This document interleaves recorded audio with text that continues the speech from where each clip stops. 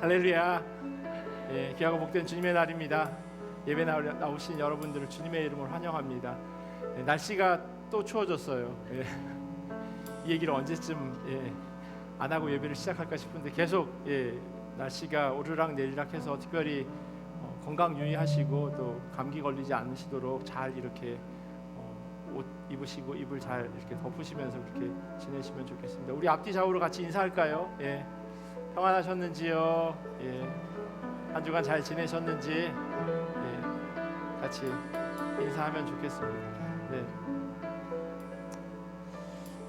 같이 예배드리고 또 웃으면서 인사하고 또 안부를 묻는 이 시간이 너무나도 귀하고 복됩니다. 하나님께서 우리를 예배의 자리로 불러주시고 또 한 공동체로 묶어주신 것은 우리로 서로 사랑하고 또 하나님 주신 은혜를 같이 나누도록 하기 위한 그런 연습의 장소가 아닌가 싶습니다. 오늘 드려지는 예배를 통해서 하나님의 은혜를 충만하게 누리고 또 하나님 주신 사랑 다시 한번 곱씹고 기억하는 귀한 시간 되기를 간절히 소원합니다.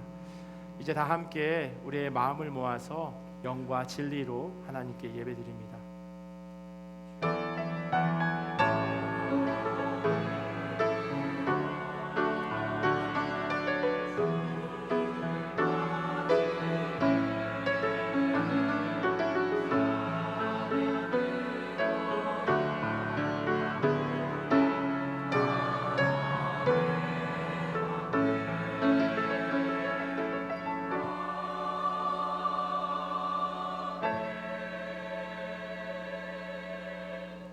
여호와는 의로우사 의로운 일을 좋아하시나니 정직한 자는 그의 얼굴을 배우리로다. 아멘. 우리 다 자리에서 일어나셔서요 찬송가 44장 지난 1회 동안에 함께 찬양하시겠습니다.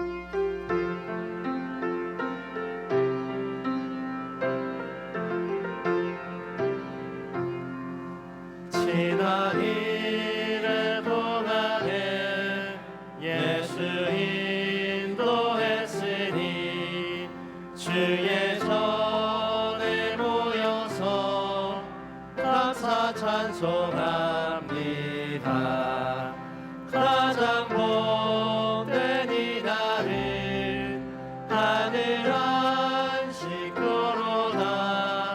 가장 복된 이날은 하늘 안식도로다. 주의 공로 힘입어 은혜 주신 빌대에 화목하게 하시고 죄를 벗겨주소서. 세상 걱정 버리고 은혜 받게 하소서. 세상 걱정 버리고 은혜 받게 하소서. 하나님의 이름을 찬송하러 왔으니 모임 중에 계시고 영광 나타내소서. 기쁜 하늘 잔치에 참여하게 하소서. 기쁜 하늘 잔치에 참여하게 하소서. 주의 기쁜 복음을 모두 듣게 하시고 주의 은혜 베풀어 위로하여 주소서. 주님 오실 때까지 이날 지키리로다. 주님 오실 때까지 이날 지키리로다.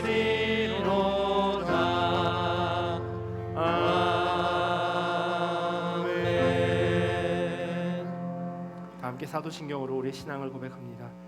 전능하사 천지를 만드신 하나님 아버지를 내가 믿사오며 그 외아들 우리 주 예수 그리스도를 믿사오니 이는 성령으로 잉태하사 동정녀 마리아에게 나시고 본디오 빌라도에게 고난을 받으사 십자가에 못 박혀 죽으시고 장사한 지 사흘 만에 죽은 자 가운데서 다시 살아나시며 하늘에 오르사 전능하신 하나님 우편에 앉아 계시다가 거리로서 산 자와 죽은 자를 심판하러 오시리라. 성령을 믿사오며 거룩한 공회와 성도가 서로 교통하는 것과 죄를 사하여 주시는 것과 몸이 다시 사는 것과 영원히 사는 것을 믿사옵나이다. 아멘. 우리 다 자리에 앉으셔서요, 만왕의 왕 내 주께서 함께 찬양하시겠습니다.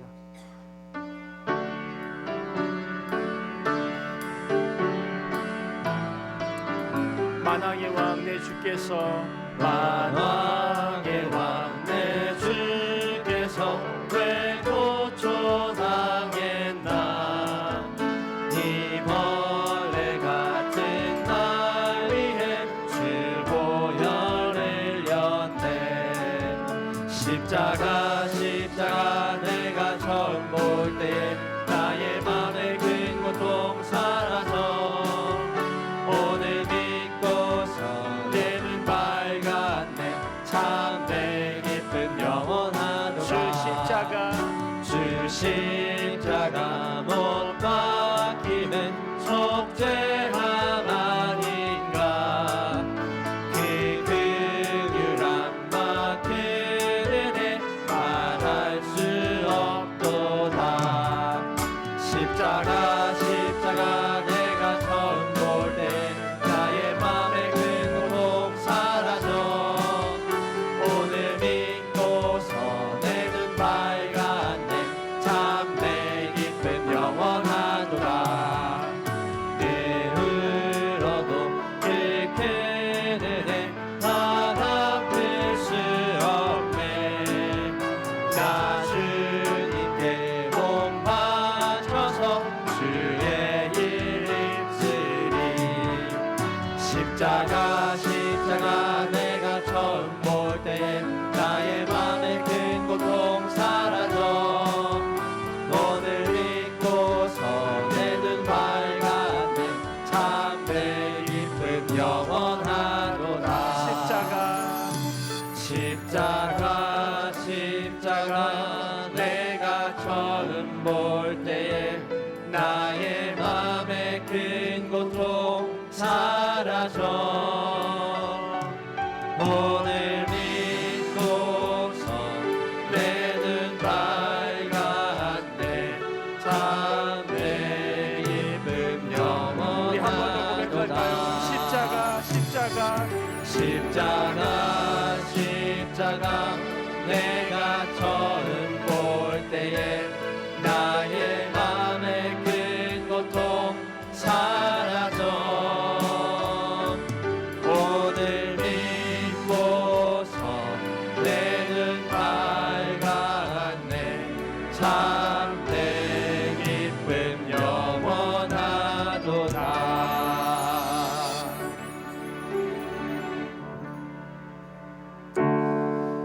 우리를 위해 죽으신 그 주님, 정말 주님 없이는 내가 살 수 없습니다. 우리 그 고백을 담아서 이 찬양 같이 하시면 좋겠습니다. 세상 다 변하고 이 삶의 끝이 와도 주 없이 살 수 없네.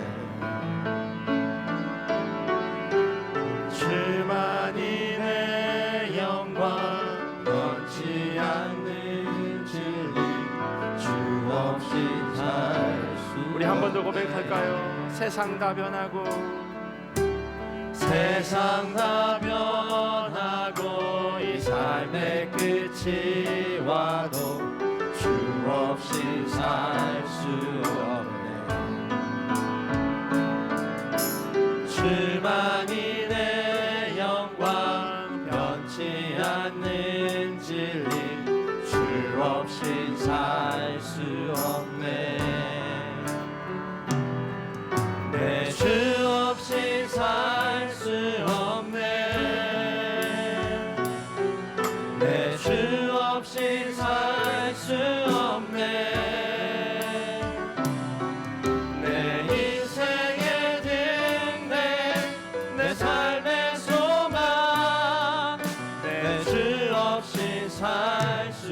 없네. 세상 다 변하고 세상 다 변하고 이 삶의 끝이 와도 주 없이 살 수 없네. 주만이 내 영광 변치 않는 진리 주 없이 살 수 없네.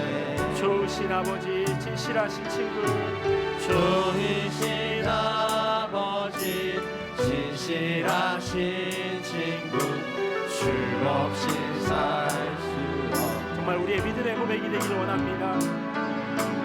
내 소망 내 위로 내 영광 내 기쁨 주 없이 살 수 없네. 주 없이 살 수 없네. 주 없이 살 수 없네. 주 없이 살 수 없네. 내 인생의 등대 내 삶의 소망 내 주 없이 살 수 내 주 없이 살 수 없네. 내 주 없이 살 수 없네. 내 주 없이 살 수 없네. 내 인생의 등대 내 삶의 소망 내 주 없이 살 우리 마지막으로 한 번 더 고백하며 나아가겠습니다. 내 주 없이 살 수 없네. 내 주 없이 살 수 없네. 내 주 없이 살 수 없네. 내 인생의 등대 내 삶의 소망 내 주 없이 살 수 없네.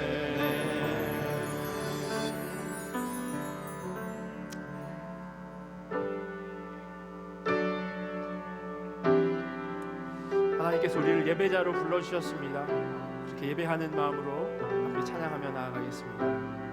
우리 모두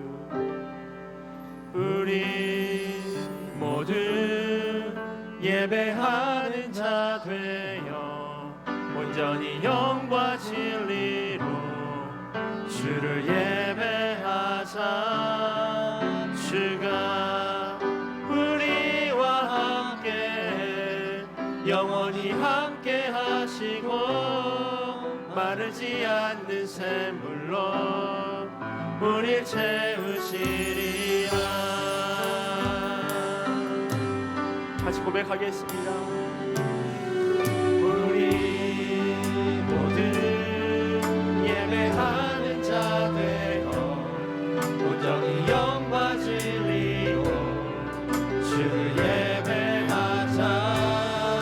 주가 우리와 함께 영원히 함께 하시고 마르지 않는 샘물로 우리 채우시리.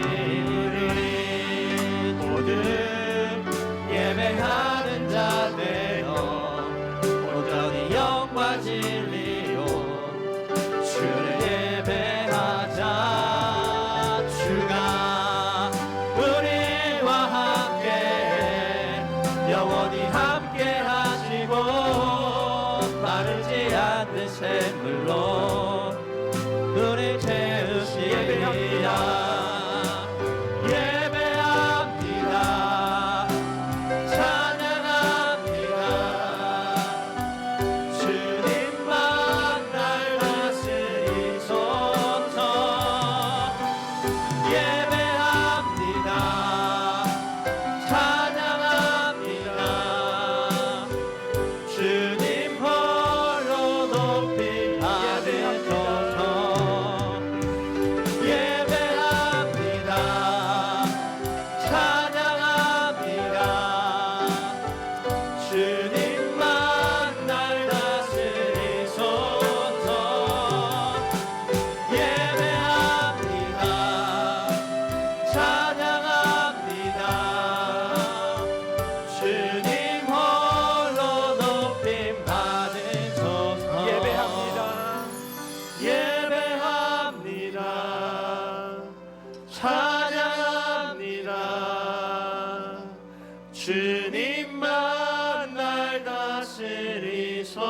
다스리소서. 예배합니다. 찬양합니다. 주님 홀로 높임 받으소서. 이 시간 합심하며 기도하며 나아가겠습니다. 하나님, 우린 주 없이 살 수 없는 존재들입니다.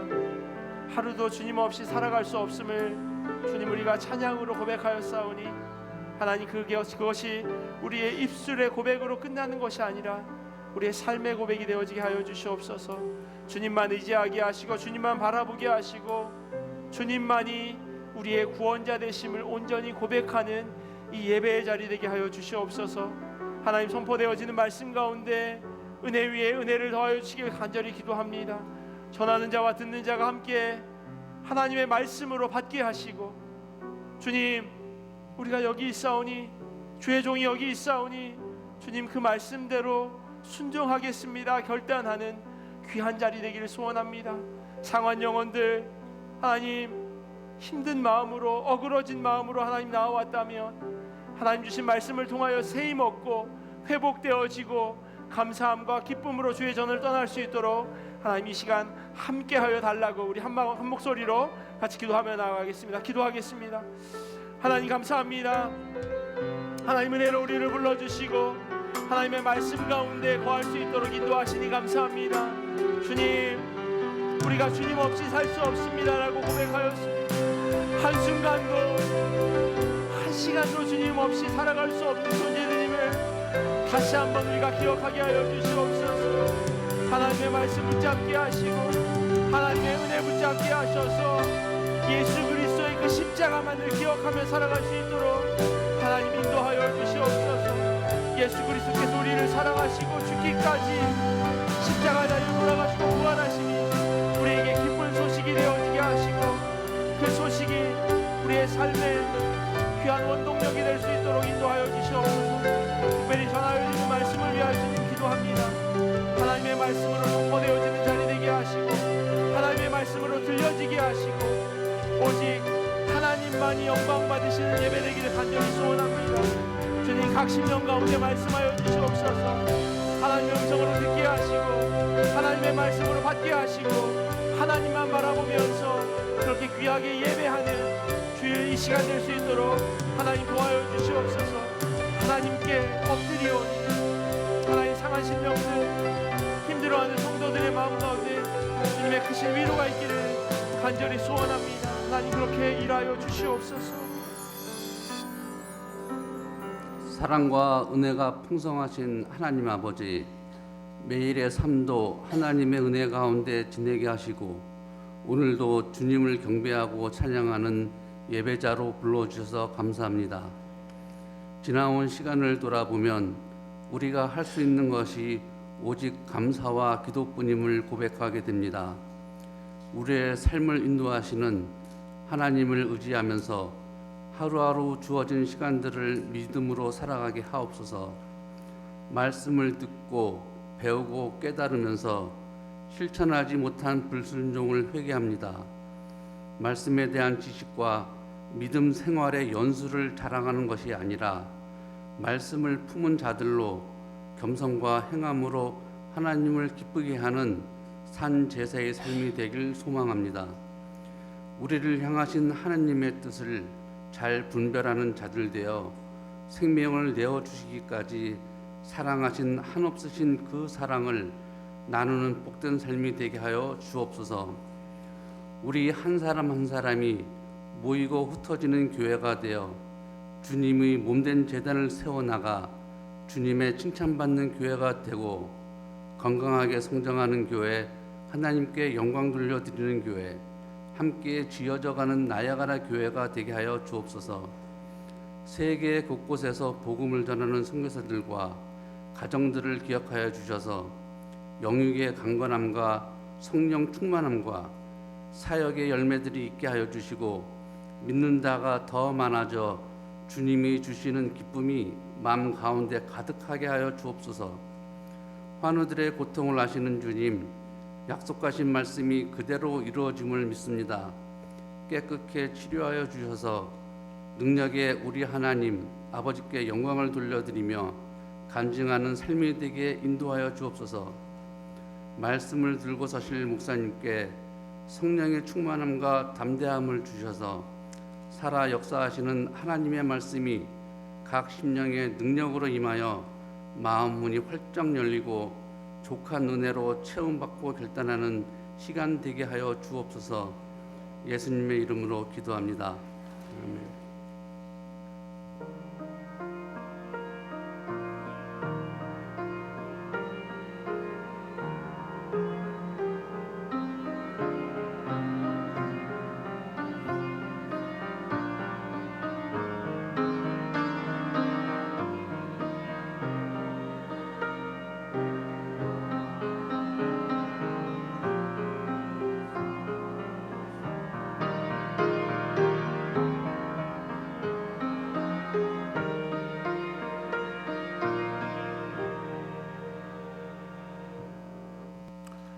돌아오는 수요일 수요 성경 강의 후에 정기 당회로 모이도록 하겠습니다. 장로님들께서는 수요일 날 기억하시고 당회로 모여주시면 좋겠습니다.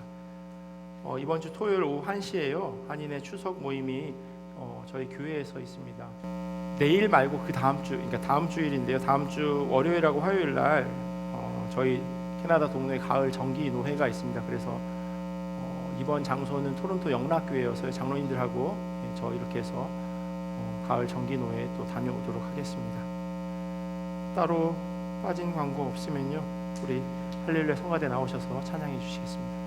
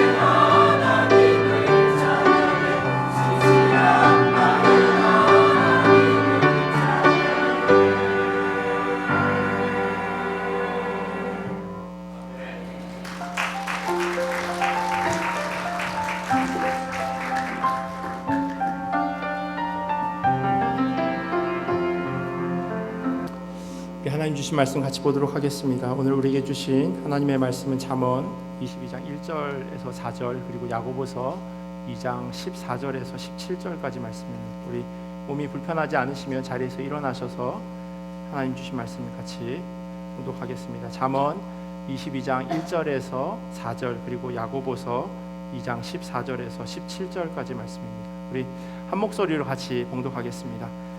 많은 재물보다 명예를 택할 것이요 은이나 금보다 은총을 더욱 택할 것이니라. 가난한 자와 부한 자가 함께 살거니와 그 모두를 지으신 이는 여호와시니라. 슬기로운 자는 재앙을 보면 숨어 피하여도 어리석은 자는 나가다가 해를 받느니라. 겸손과 여호와를 경외하는 보상은 재물과 영광과 생명이니라. 우리 야고보서도 같이 읽도록 하겠습니다. 내 형제들아, 만일 사람이 믿음이 있노라 하고 행함이 없으면 무슨 유익이 있으리요? 그 믿음이 능히 자기를 구원하겠느냐?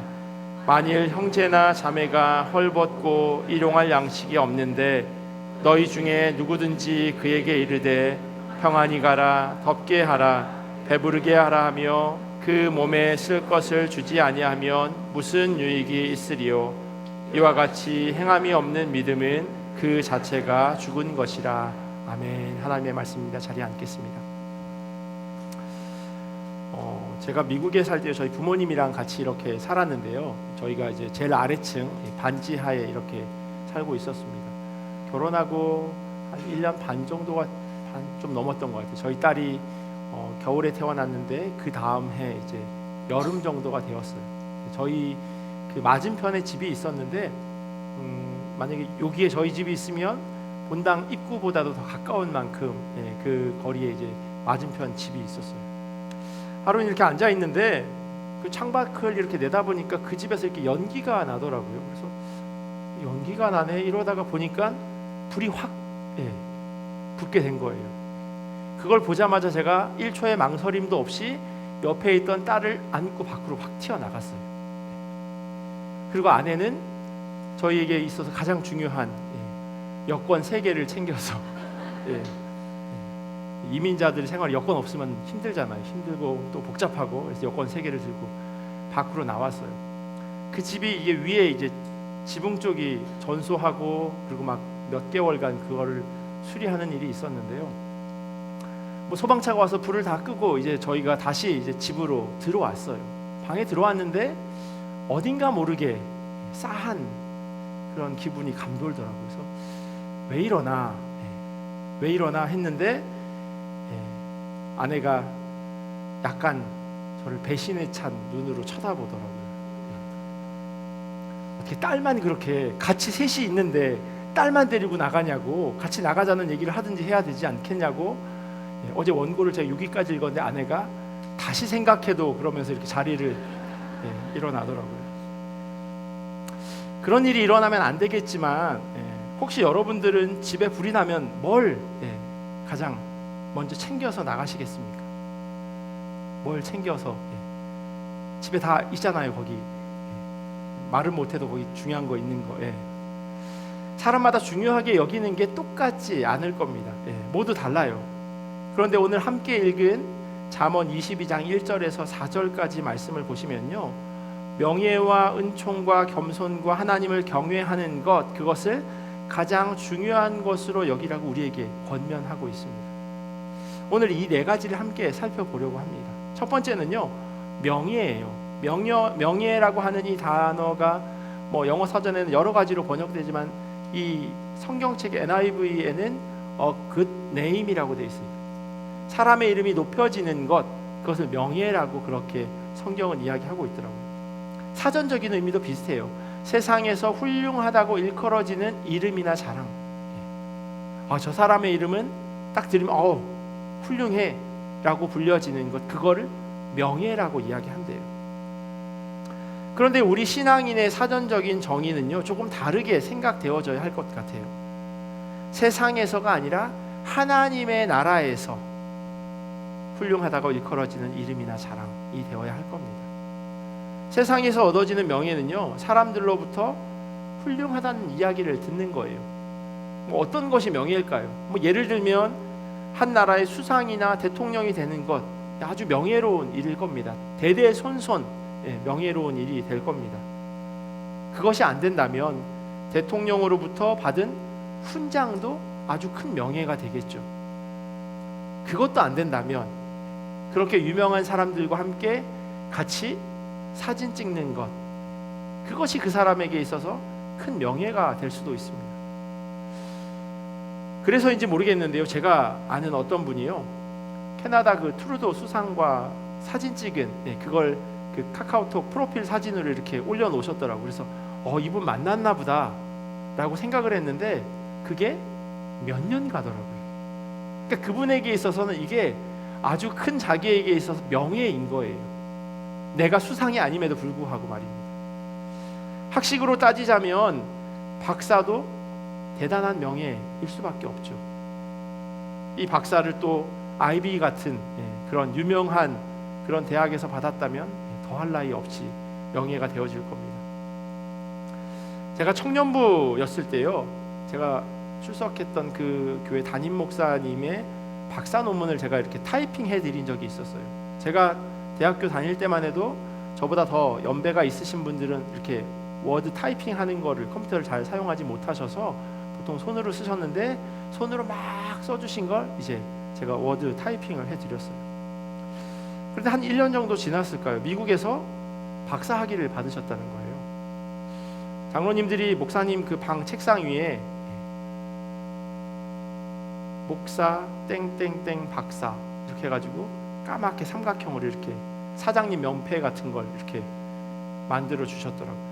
그리고 거기다가 목사 가운에다가 이렇게 줄 3개를 이렇게 그어진 걸 새로 사셨더라고요. 하나가 학사, 2개가 석사, 3개가 박사거든요. 대학교 졸업식 때 보면 교수님들이 꼭 이 3줄 있는 그 가운을 입고 계세요. 근데 그걸 보는데 제가 너무 당황스럽더라고요. 왜냐하면 휴가 때 미국을 다녀오셨는지는 잘 모르겠는데 분명히 제가 쳐드린 그 박사 논문은 한글로 써드렸거든요. 한글로 타이핑을 해드렸어요. 나중에 한 사실인데요, 미국에는 한국어 과정으로 목회학 박사 주는 곳이 많이 있더라고요. 1년에 한 2주 정도 코스워크를 하고 그렇게 4주 정도 2년을 공부하고 마지막 3년 차에는 이렇게 논문을 쓰면 박사 학위를 받더라고요. 그게 무슨 의미가 있나 싶기는 한데요, 많은 분들이 그걸 따려고 공부합니다. 정말 많은 분들이 그걸 공부하세요.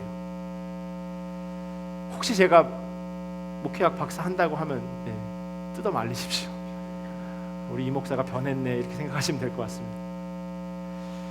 이 모든 것은요, 세상에서 사람들이 말하는 명예예요. 심지어 내가 그 명예를 갖지 못한다면 내 자녀라도 그렇게 살아주면 좋겠다고 생각하기도 합니다. 예수님의 제자들은 어땠을까요? 그들도 크게 다르지 않았어요. 누가복음 9장에 보면요, 제자 중에서 누가 크냐 하는 변론이 일어나니 라고 기록되어 있어요. 제자들 사이에서 누가 가장 크냐는 그런 싸움이 일어난 겁니다.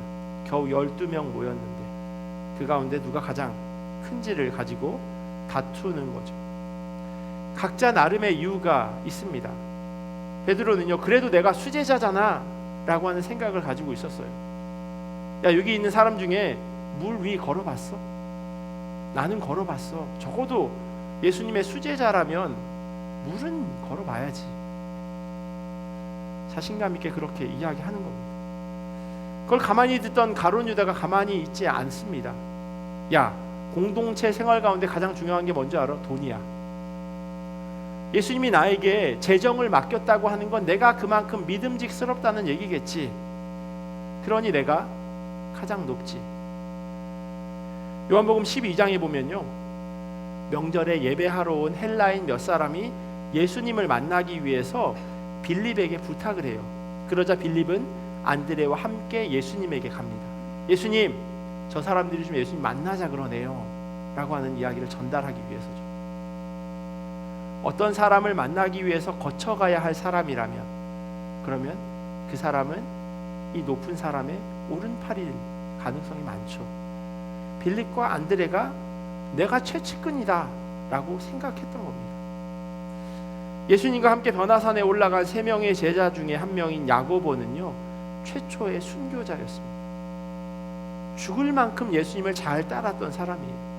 그러니 야고보가 내가 예수님 제일 사랑하지라고 이야기합니다. 그걸 듣고 있던 사도 요한이 웃으면서 이야기합니다. 그건 네가 예수님 사랑하는 거지. 나는 예수님이 제일 사랑하는 제자야. 이런 이야기를 서로 주고받는 겁니다.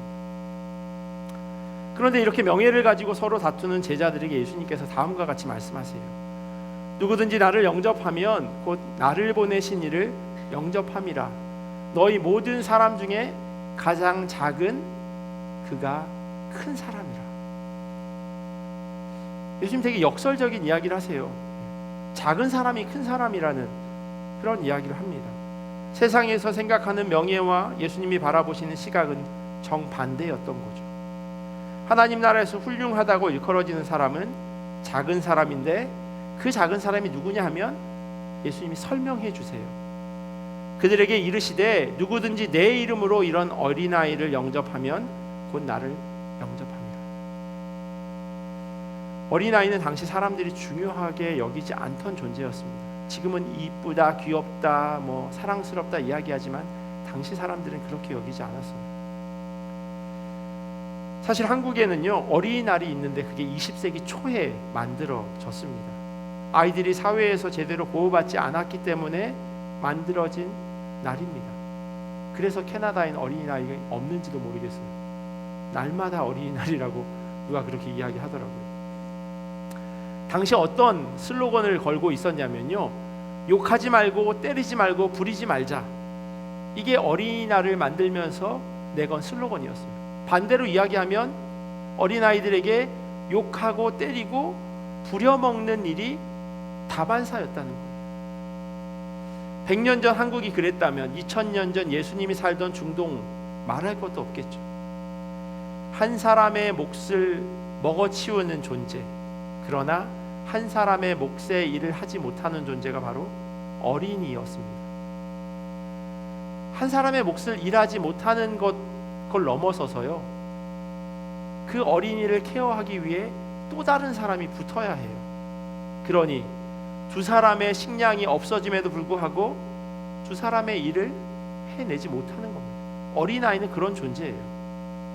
그런데 그런 어린아이를 예수님께서는요, 영접하라고, 그것이 곧 예수님을 영접하는 것이라고 이야기합니다. 남들도 귀하게 여기는 사람은요, 다 귀하게 여기고 그것이 당연합니다. 하지만 누구도 돌보지 않는 그런 사람들에게 선대하는 것, 그것은 곧 예수님을 마음에 품은 사람이라고 이야기하고 있습니다. 제자들이 싸운 원인은 높은 자리에 앉기 위함이었어요. 명예 때문이죠. 그들이 기대했던 것은 예수님이 나중에 이 땅을 차지하는 왕이 되었을 때 누가 가장 높은 자리에 오를 것인가 라고 하는 그 이유 때문이었습니다. 그러나 예수님께서 말씀하신 것은요, 이 땅을 초월한 하나님 나라에서 높은 사람이 누구냐라고 하는 것을 이야기하고 계세요. 그러니까 생각하는 사이즈가 전혀 다른 거죠. 오늘 잠언 기자는요, 우리들에게 많은 재산보다 하나님 나라에서 인정받는 것, 그게 더 귀하다라고 이야기해 주고 있습니다. 많은 재산으로 대표되는 것, 그것은 바로 이 땅에서의 삶일 겁니다. 하지만 하나님께서는요, 그것을 뛰어넘는 신앙을 가지고 살아가라 말씀하십니다. 두 번째로 귀하게 여겨야 할 것은요, 은총이에요. 사전에 보면 높은 사람으로부터 받는 특별한 은혜와 사랑이라고 기록되어 있습니다. 높은 사람이 나를 사랑해 주는 것, 그 사람으로 은혜 받는 것, 이것을 은총이래요. 그러면서 사전에 예로 든 문장이 이렇게 써 있어요. 하느님의 은총. 국어 사전에도 은총은 하나님의 은총을 떠올리는 것 같습니다. 잠언 기자는요, 내가 살아보고 다 누려보니 은이나 금보다 하나님으로부터 받은 사랑, 그 은혜가 훨씬 좋고 귀하더라 라고 하는 것을 사람들에게 이야기합니다. 본인이 살아봤다는 거예요. 내가 경험해봤다는 거예요. 내가 누릴 것 다 누리고 다 가져보니 그 모든 것보다 하나님의 은총이 더 귀하다 고백하는 겁니다. 예수 그리스도께서 십자가에 달려 돌아가신 것 순전히 우리의 죄를 위한 희생입니다. 그것이 그분 전체를 내어준 사랑의 모습이죠. 독생자를 내어준 하나님의 사랑, 자기를 십자가에 내어놓으신 예수님의 사랑, 우리는 이것을 믿기만 하면요, 우리의 죄가 주홍같이 붉을지라도 눈과 같이 희게 해주신다 말씀하셨습니다. 우리는 그것을 믿는 사람들입니다. 은혜는 어떤 측면에서는요, 용서라고 하는 것을 포함하기도 해요. 우리가 죄로 인해서 영원한 형벌을 받아야 함에도 불구하고 주님께서 십자가에 달려 죽으심으로 우리의 죄가 용서함 받았다라고 하는 것을 은혜라고 이야기하거든요. 그러니 은혜라고 하는 것 안에는 용서가 포함된다는 겁니다. 하지만 이것을 때로는요, 값싼 은혜로 치부합니다. 왜냐하면 이 은혜를 거저받았기에 그 가치를 실감하지 못하는 겁니다. 그러니 다시 죄를 짓고 악과 짝해 살아갑니다. 팀 켈러 목사님이 쓴 용서를 배우다라고 하는 책을 보면요, 용서를 베풀고 싶은 마음이나 용서를 받고 싶은 마음 모두 인간의 깊은 필요라는 뜻이다라고 이야기합니다. 인간은요, 은혜 받고 싶어하고 용서받고 싶어 한대요. 그리고 다른 사람을 용서해주고 싶고 다른 사람에게 은혜를 베풀어주고 싶어 한다고도 합니다. 왜냐하면 자기가 받은 게 있으니까. 무분별한 용서는 그 참 의미가 퇴색되고 무가치하게 여겨지기도 하기에 대가 없는 용서는 가치 없다, 무용하다라고 이야기하기도 합니다. 그래서요, 거기에 대해서 생각하는 사람들에게 한 예로 이런 이야기를 합니다. 1843년 설날 전야에 독일 메틀링겐의 한 루터교 교구에서 어떤 청년이요, 그 교회 목사 요한 블룸하르트라고 하는 사람을 찾아왔대요. 그리고서는 그동안 저지른 숱한 죄를 이야기했다고 합니다. 이 자백으로 깊은 해방을 맞이하였고 그 소문이 사람들에게 퍼져나가기 시작했어요. 설날 전야니 12월 31일이겠죠. 그런데 한 달이 되어진 1월 말, 그때까지요 35명이 그 목사님을 찾아가서 양심을 쏟아서 하나님께 용서를 구했다고 합니다. 그리고 2월 중순이 되자 그 숫자가 150명을 넘어섰대요. 용서받는 것, 이것이 값싼 은혜다라고 이야기하는 사람들에게요, 아니다, 이렇게 많은 사람들이 용서함 받고 자기의 죄를 고백하는데 그들이 그것으로 끝난 게 아니라 그들의 삶으로 그것이 드러났다라고 이어서 이야기하고 있어요. 많은 자료에 기록되어 있는 이 부흥은 놀랍게도 구체적인 행동 변화로 이어졌다. 훔친 물건을 돌려주었고 원수진 사람들은 화해했으며 틀어졌던 부부 사이가 외도를 고백하면서 회복되었다. 한 건의 유아 사례를 포함해 많은 범죄가 해결되었고 알코올 중독자들이 술을 끊었다. 고기도 먹어본 사람이 잘 먹는다고요. 사랑 받아본 사람이 사랑할 줄 알고 은혜도 입은 사람이 다른 사람에게 은혜를 베풀 줄 압니다. 하지만 그와 같은 경험을 하지 못한 사람은요, 엉뚱한 것을 따라 살아갑니다. 자꾸 과거에 묶여 살아가는 거죠. 자기가 지금까지 살아왔던 삶의 방식을 끊어내지 못하는 거예요. 그래서 앞으로도 계속 똑같은 삶의 방식으로 살아가는 겁니다. 초기 한국 교회에 이와 같은 일이 있었다고 이덕주 목사님이 본인이 책에 이렇게 이야기하고 있어요. 1894년에 동학혁명이 있었는데 사회 분위기가 아주 좋지 않아 1895년 초 전주에서 있었던 일입니다. 관군의 승리로 동학군들이 퇴각하기는 했지만 혁명군들의 저항 본거지였던 전주에서 기독교 선교는 쉬운 일이 아니었습니다. 동학혁명이 일어나기 1년 전 미국 남장로교회 선교사들이 전주에 내려와 선교를 시작할 때만 해도 새로운 도에 관심을 가지는 사람이 수백 명이었고 그로 인해서 세례를 받는 사람이 10명 가까이 되었습니다. 그러나 난리를 겪으면서 다 떨어져 나갔고 전주 양반들은 집집마다 대문의 부적처럼 축귀양인, 서양 사람들을 쫓아내야 한다, 마치 귀신 쫓아내듯이 그렇게 축귀양인이라고 써붙여 놓았다는 거예요.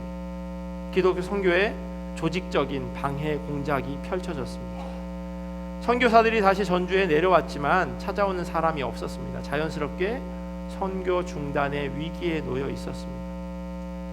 그런 상황에서 선교사들에게 희망의 빛같이 교회를 찾아 나온 사람들이 있었습니다. 1년 전에 세례를 받기로 약속했던 장사꾼인데 주일이 장날과 겹쳐지지 않는다면 예배에 참석하는 열성이 그에게 있었다고 합니다. 무엇보다도 100리까지 40km까지 떨어져 있음에도 불구하고 예배에 참석하는 열성에 선교사들은 감동합니다. 선교사는 그를 두고 암울한 상황에서 밝고도 특이한 별, A bright and special star라고 이렇게 이야기를 했대요. 그런데 오래 가지 못합니다. 남장로의 선교사 레이놀즈의 증언입니다. 미국으로 보낸 그 선교 편지가 그 선교사들이 같이 읽고 교인들에게 나눠주었던 잡지에, 더 크리스천 옵저버라고 하는 잡지에 실렸대요. 그러나 그 빛도 오래 가지 못하고 희미하게 사라지고 말았습니다. 그는 몇 주간 잘 나오더니 한 번은 우리한테 와서 $10를 달라는 것이었습니다. 주일 예배에 빠지지 않고 나온 대가를 계산해 달라는 것이었습니다. 우리 심정이 어떠했겠습니까? 당시 선교사들은요, 이런 교인들을 보고 뭐라고 불렀냐면 쌀교인이라고 불렀대요. 교회에 와서 쌀을 받아가는 사람, 교회에 와서 자기의 떨어진 식량을 받아가는 사람, 예수 그리스도를 구주로 고백하고 주님에 대한 그 사랑 혹은 궁금증으로 찾아오는 것이 아니라 자기의 삶의 피로를 채우는 곳으로 여겼다는 거예요. 뭐 토론토나 아니면 뭐 미국의 큰 교회들 있죠. 큰 교회라고 우리가 흔히 부르는 이유는 성도 수가 많기 때문이겠죠. 거기에 보면 이런 쌀 교인들도 계세요. 거기에 등록해서 신앙생활을 하고 많은 사람들을 알게 되면 본인이 하는 비즈니스에도 많은 도움이 되겠지라고 생각하는 사람들이 생각보다 많습니다. 그리고 이러한 쌀 교인은요, 단순히 교회 와서 쌀 한 바가지를 퍼가는 것, 그들만을 지칭하는 건 아닙니다.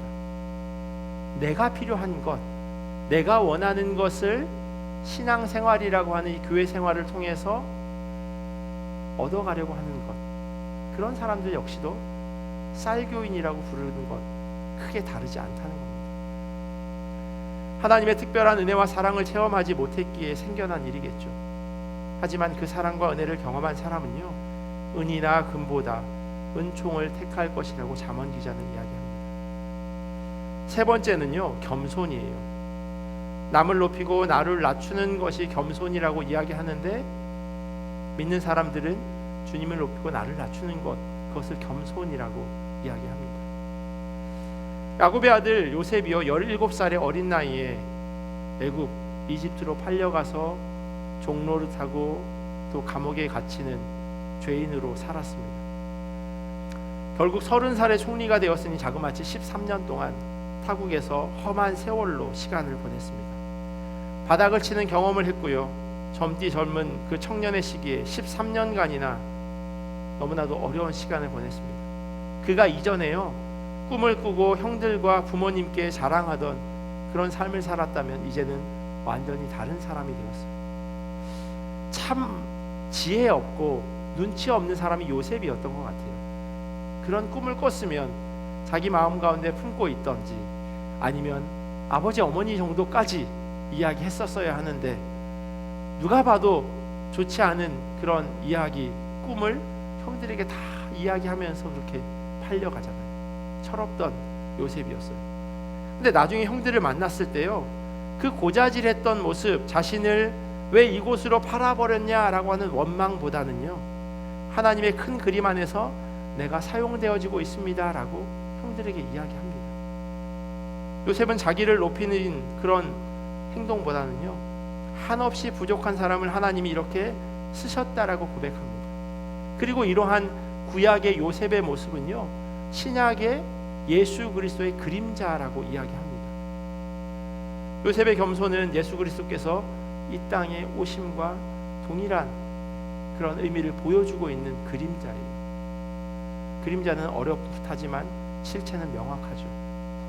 빌립보서 2장에 보면요, 그리스도의 겸손을 사도 바울을 통해서 다음과 같이 기록하고 있습니다.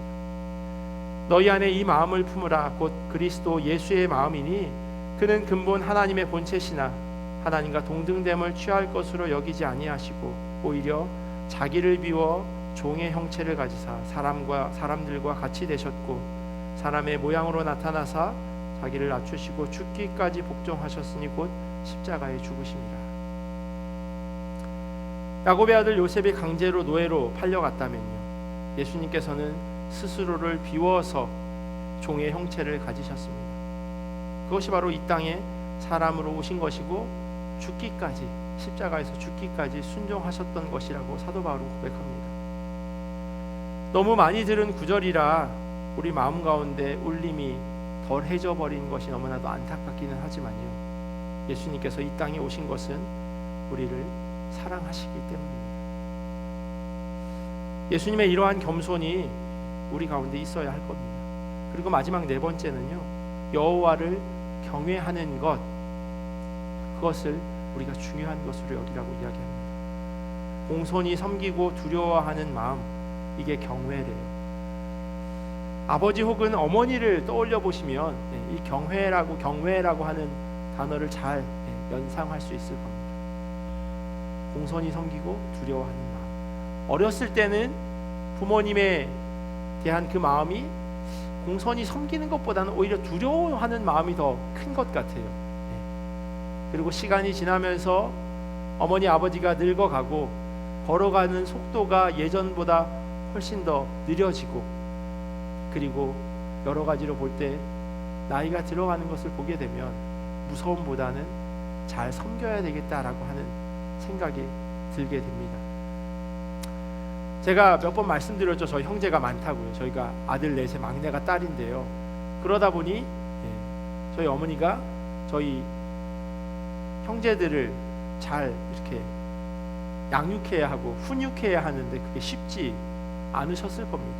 뭐 다 저만한 키에 저보다 더 등치 좋으니 뭐 말 듣나요?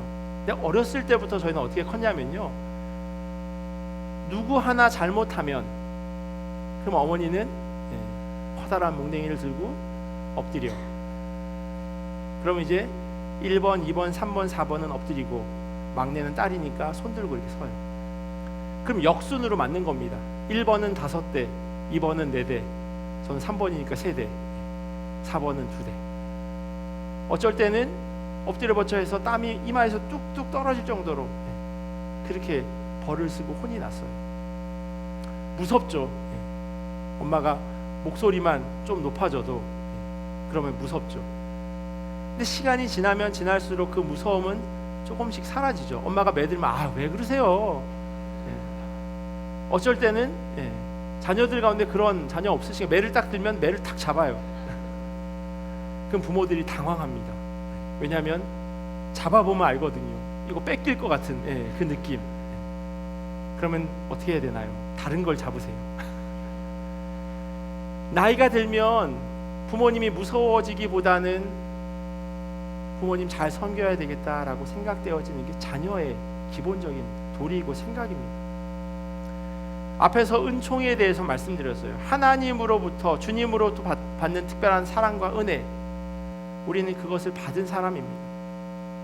그렇다면 우리가 그것을 어떻게든 다 돌려드릴 수는 없지만, 부모님의 사랑을 되돌려드릴 수 없는 것처럼 하나님께 받은 그 은혜와 사랑도 되돌려줄 수는 없지만 그런 마음을 우리 가운데 품게 된다는 거예요.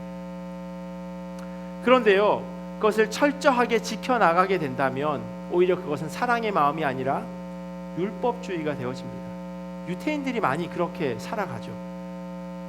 유태인들은요, 로시 하샤나라고 불리는 나팔절기, 그리고 그날로부터 열흘 이후에 있어지는 대속죄일 욤키푸르라고 하는 그런 날이 있어요. 그런데 이 로시 하샤나라고 하는 이 날에 서로 하는 인사가 있대요. 어떤 인사냐면요, 생명책에 이름이 기록되고 인봉되기를 기원합니다라고 이야기한대요. 하나님의 나라에 생명책에 이름이 쓰여지고 딱 봉해지는 거예요. 생명책에 이름이 기록되어지는 것, 봉해지기 전까지 열흘의 시간, 그들의 마음은 얼마나 두렵고 떨릴까요? 혹시 내 이름이 지워지면 어떡하지? 인봉되기 전에, 열쇠로 잠겨지기 전에, 도장이 꽝 찍히기 전에 내 이름이 사라지면 어떡하지? 라고 하는 두려운 마음이 그들에게 있다는 거예요. 율법을 지켜나가는 그런 유대인들의 마음 가운데는 그 마음이 있어요. 꼭 내 이름이 생명책에서 없어지면 어쩌나 하는 그 두려운 마음. 하지만 우리가 하나님을 경외하는 마음은요, 부모님을 경외하는 마음과 동일합니다. 받은 사랑이 있기 때문에 그 사랑을 올려드리는 거예요. 받은 사랑이 있어서 부모님이 이렇게 해라 라고 이야기하니, 부모님이 그렇게 말씀하시는 이유는 나를 사랑하기 때문인 걸 우리는 알잖아요. 내가 잘 되기를 바라는 부모님의 마음인 걸 알잖아요. 그러기에 부모님의 말씀을 따라가는 겁니다. 무서워서 혼날까 봐가 아니라. 그리고 나서 그 마음이 점점 변하며 사랑하는 마음으로 돌려드려지게 되는 거죠. 하나님께서 이렇게 살아갈 때 그 보상으로요, 재물과 영광과 생명을 허락하신다고 오늘 본문 4절에 기록합니다. 그런데요, 저희가 오늘 본문을 두 가지 읽었어요. 잠언과 야고보서. 제가 교회력을 따라서 본문을 정해가며 말씀을 전하는데, 오늘 읽어야 하는 말씀으로 잠언과 야고보서를 같이 적어 놓았더라고요.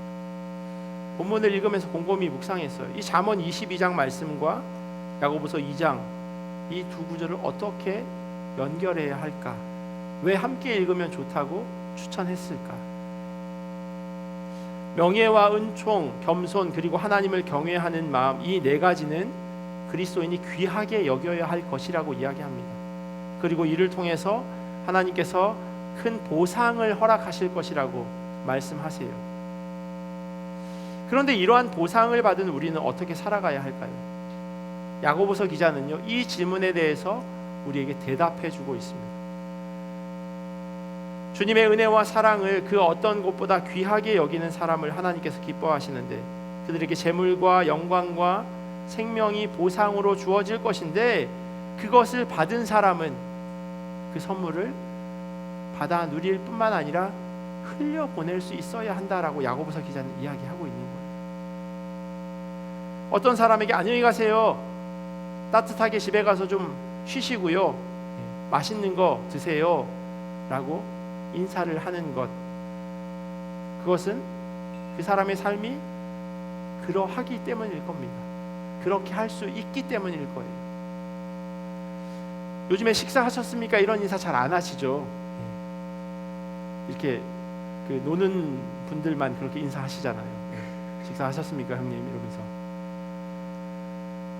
제가 어렸을 때, 그리고 TV나 이런 걸 보면요, 툇마을 위에 앉아서 식사를 하세요, 한 가족이. 근데 옆집 아저씨가 이렇게 불쑥 찾아옵니다. 뭐 낫을 빌리러 오든지 곡괭이를 빌리러 오든지. 그러면 식사를 하다 말고 물어보죠. 식사하셨습니까?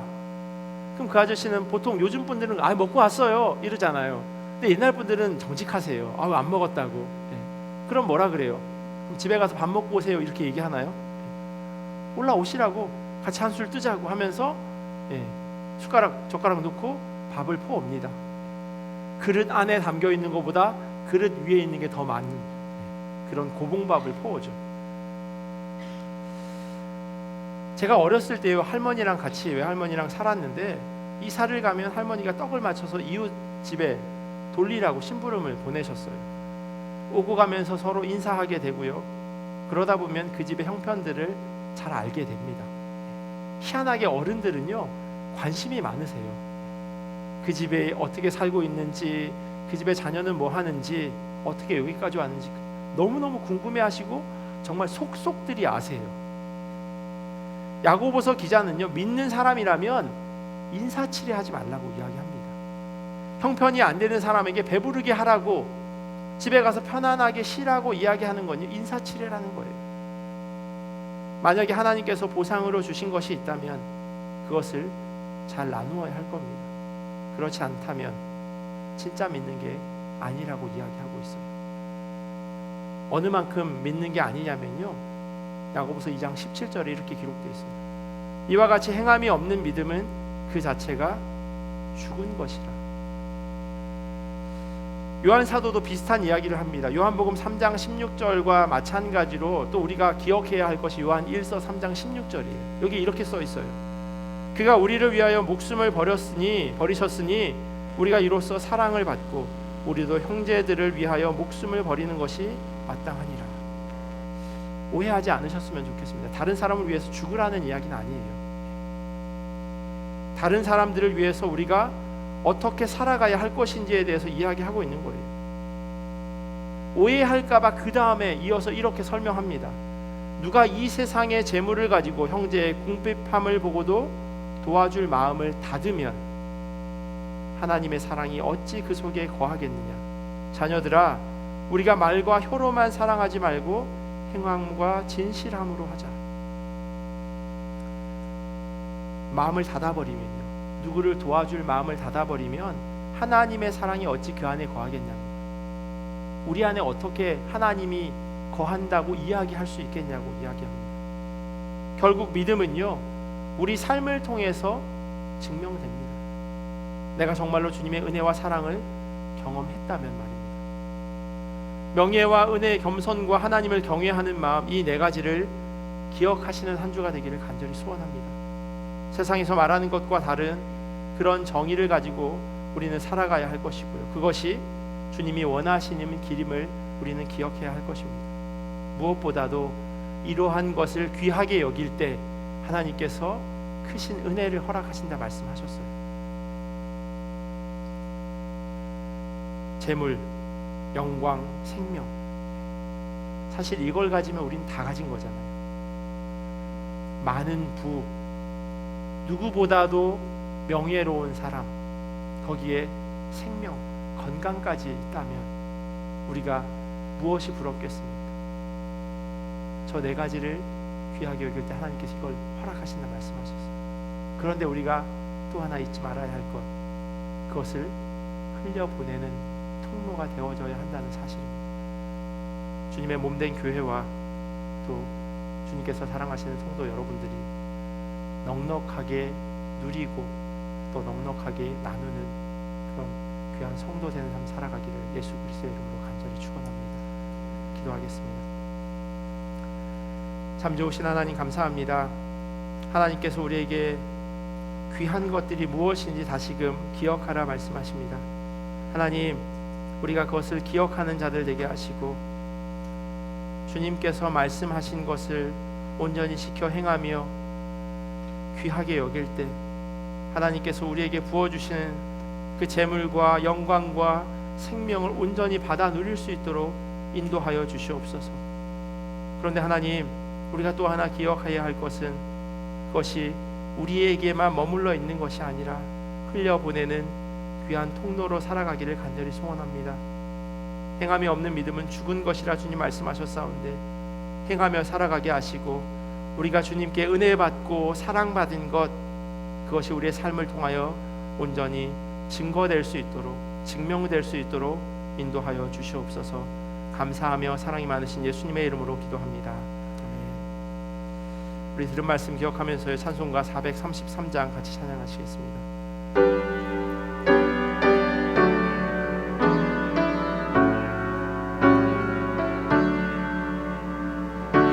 귀하신 주여 날 붙드사 주께로 날마다 더 가까이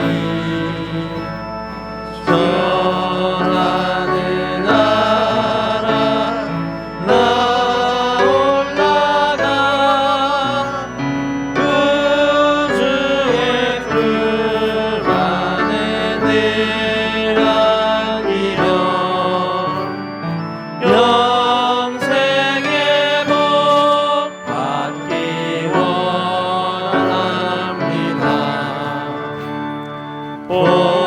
봉헌할 물건 다 없어도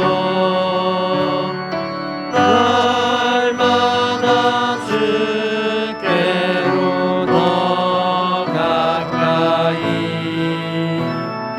내 주를 주께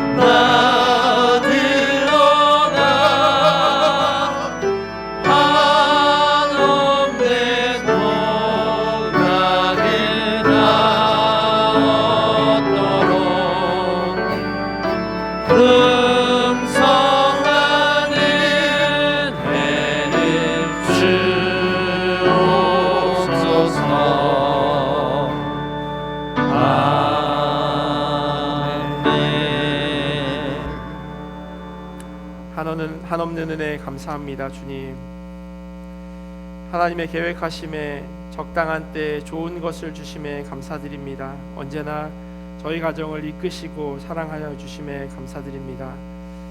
한 주간도 지켜주신 성령 하나님, 우리 자녀들 아버지 손에 맡겨드립니다. 범사에 감사드립니다. 두려움이 엄습할 때마다 말씀으로 회복시켜 주시는 주님 감사드립니다. 같이 기도하겠습니다. 하나님 감사합니다. 때를 따라 필요한 것들을 공급하시는 하나님, 우리가 날마다 주님께 엎드려 기도할 때 정말로 하나님의 때에 하나님의 방법으로 일하여 주심에 감사합니다.